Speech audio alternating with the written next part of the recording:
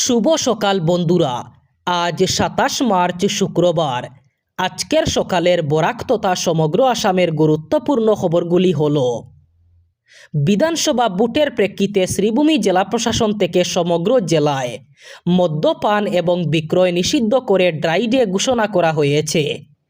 জেলায়ুক্ত এক আদেশের মাধ্যমে জননিরাপত্তা এবং অবাধ নির্বাচন নিশ্চিত করতে জেলা জুড়ে সমস্ত মদের দোকান ও গুদাম আগামী ৭ এপ্রিল বিকেল ৫টা থেকে ৯ এপ্রিল বিকেল ৫টা পর্যন্ত মোট ৪৮ ঘন্টা বন্ধ ঘোষণা করেছেন। পাশাপাশি ভোট গণনার দিন ৪ মে ভোট গণনা প্রক্রিয়া শেষ না হওয়া পর্যন্ত পুরো দিন ড্রাই ডে ঘোষণা করা হয়েছে। এর ফলে জেলার সমস্ত পাইকারি warehouse, IMFL retail shop, club, hotel এবং দেশি মদের দোকান এই নির্দিষ্ট সময়ে সম্পূর্ণ বন্ধ থাকবে। এই সময়কালে কোনো ব্যক্তির ব্যক্তিগতভাবে মদ মজুত করা আইনত নিষিদ্ধ। এতে লাইসেন্সবিহীন প্রাঙ্গণে মদের মজুত রাখতে আবগারি আইন অনুযায়ী কঠোর ব্যবস্থা গ্রহণ করা হবে। জেলা প্রশাসনের পক্ষ থেকে জানানো হয়েছে, এই আদেশ লঙ্ঘনকারীদের বিরুদ্ধে কঠোর ব্যবস্থা নেওয়া হবে।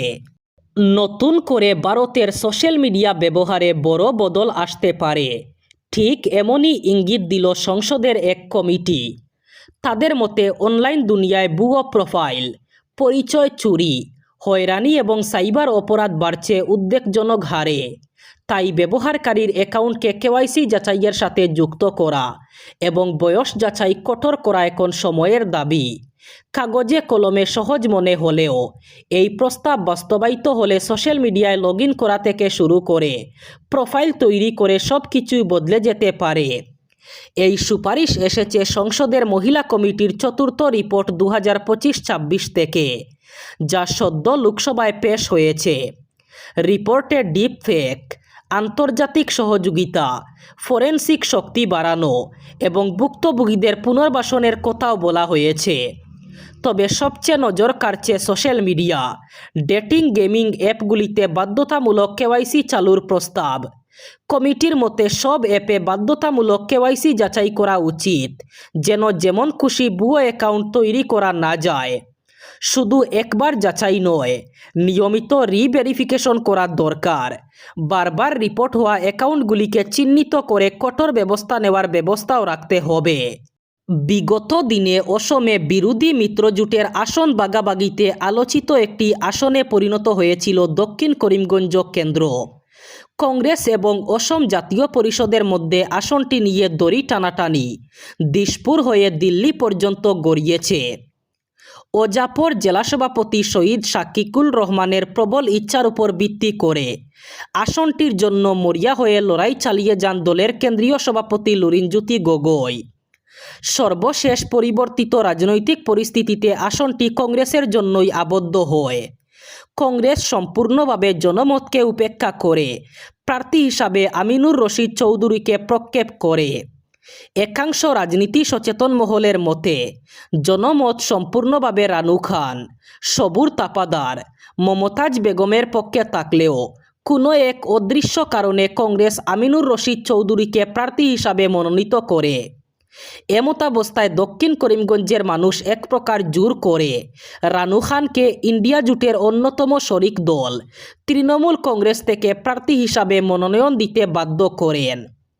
অন্যদিকে দক্ষিণ করিমগঞ্জের মোটামুটি ভালো জনভিত্তি থাকা জাতীয় পরিষদের কার্যকর্তা রানু খানের সমর্থনে এগিয়ে আসার খবর চাউর হয়েছে। এ ব্যাপারে দলের বিধানসভা কেন্দ্র এলাকার কর্মকর্তাদের সঙ্গে যোগাযোগ করলে তারা জানান, তারা কংগ্রেস প্রার্থীকে জেতানোর জন্য মনে প্রাণে চেষ্টা করছেন, কিন্তু ভোটারদের কাছ থেকে এ পর্যন্ত আশানুরূপ সাড়া পাওয়া যাচ্ছে না। কাছাড় জেলার কালাইন এলাকায় তীব্র রন্ধন গ্যাস সংকটকে কেন্দ্র করে চরম ভোগান্তিতে পড়েছেন সাধারণ মানুষ। অভিযোগ, এক সপ্তাহেরও বেশি সময় ধরে কালাইনের গ্যাস এজেন্সিগুলিতে গৃহস্থালির সিলিন্ডার মিলছে না। ফলে ভোর থেকেই শতাধিক গ্রাহক এজেন্সির সামনে ভিড় জমাচ্ছেন, কিন্তু দীর্ঘক্ষণ অপেক্ষার পরও গ্যাস না পেয়ে ক্ষোভে ফেটে পড়েন তারা। গ্যাসের অভাবে অতিষ্ঠ গ্রাহকরা। গ্রাহকদের অভিযোগ, গ্যাস এজেন্সিগুলি কৃত্রিম সংকট তৈরি করে একই সিলিন্ডার কালো বাজারে 2000 থেকে 3000 টাকার মধ্যে বিক্রি করছে। এই ঘটনায় এলাকা জুড়ে তীব্র ক্ষোভের সৃষ্টি হয়েছে। নির্বাচনকে সামনে রেখে পাতারকান্দির রাজনৈতিক অঙ্গনে আবার জোরালো সাড়া ফেলল বিজেপি। বুধবার 2 শতাধিক সংখ্যালঘু ভোটার একযোগে বিজেপিতে যোগদান করায় চাঙ্গা হয়ে উঠেছে দলীয় শিবির। বিজেপি প্রার্থী কৃষ্ণেন্দু পালের নেতৃত্বে আয়োজিত এই যোগদান কর্মসূচিকে ঘিরে এলাকায় সৃষ্টি হয়েছে উৎসবমুখর পরিবেশ। নবাগতদের গলায় দলীয় গামছা এবং টুপি পরিয়ে ফুল দিয়ে উষ্ণ অভ্যর্থনা জানান দলের নেতৃবৃন্দ। করতালি এবং স্লোগানে মুখর হয়ে ওঠে গোটা পরিবেশ। দলীয় সূত্রের দাবি, কেন্দ্র এবং রাজ্যের ডবল ইঞ্জিন সরকারের উন্নয়নমূলক কর্মকাণ্ডে অনুপ্রাণিত হয়ে এই যোগদান। নবাগতদের বক্তব্যে উঠে আসে শিক্ষা, বিদ্যুৎ, পানীয় জল, রাস্তাঘাট সহ বিভিন্ন ক্ষেত্রে উন্নয়নের ছাপ স্পষ্ট। পাশাপাশি কৃষক, চা শ্রমিক, মহিলা এবং যুবকদের জন্য নেওয়া বিভিন্ন প্রকল্পের কথাও তুলে ধরেন তারা। অন্যদিকে কংগ্রেসের বিরুদ্ধে ক্ষোভ প্রকাশ করে নবাগতদের একাংশ দাবি করেন, দীর্ঘদিন তারা শুধুমাত্র ভোট ব্যাংক হিসাবেই ব্যবহৃত হয়েছেন, কিন্তু বাস্তব উন্নয়ন দেখেননি। বিধানসভা নির্বাচনের দিন যত গনিয়ে আসছে, ততই রাজ্য জুড়ে প্রার্থীদের প্রচার তৎপরতা জোরদার হচ্ছে। ইতিমধ্যে বিজেপি ও কংগ্রেস উভয় দলই তাদের স্টার প্রচারকদের তালিকা প্রকাশ করেছেন। সেই অনুযায়ী আগামী 28 মার্চ গৌহাটিতে আসছেন কেন্দ্রীয় স্বরাষ্ট্রমন্ত্রী অমিত শাহ এবং 1 এপ্রিল আসছেন প্রধানমন্ত্রী নরেন্দ্র মোদী। সাংবাদিকদের মুখ্যমন্ত্রী হিমন্ত বিশ্ব শর্মা জানান, 28 মার্চ গৌহাটিতে আর্য বিদ্যাপীঠ থেকে পল্টন বাজারের নেপালি মন্দির পর্যন্ত রোড শো করবেন কেন্দ্রীয় স্বরাষ্ট্রমন্ত্রী। তার পরের দিন অর্থাৎ 29 মার্চ ডেকিয়াজুলি এবং টিহুর চামতায় 2টি সভায় অংশগ্রহণ করবেন তিনি। 1 এপ্রিল গহপুর এবং গুগামুখে 2টি প্রচার সভায় অংশগ্রহণ করবেন প্রধানমন্ত্রী নরেন্দ্র মোদী। বিশ্বনাথ জেলার বিহালিতে জেলার সবকটি কেন্দ্রের প্রার্থীদের সমর্থনে প্রচার চালাবেন প্রধানমন্ত্রী। পাশাপাশি ধেমাজি ও লখিমপুর জেলার প্রার্থীদের হয়ে গুগামুখে একটি সভা করবেন। অন্ধ্রপ্রদেশে ভয়ঙ্কর দুর্ঘটনা, বাস এবং লরির সংঘর্ষে মৃত্যু হল 14 জনের। জানা গেছে, গতকাল ভোরবেলা মার্কাপুরমে একটি লরির সঙ্গে সংঘর্ষের পর বাসটিতে আগুন ধরে যায়।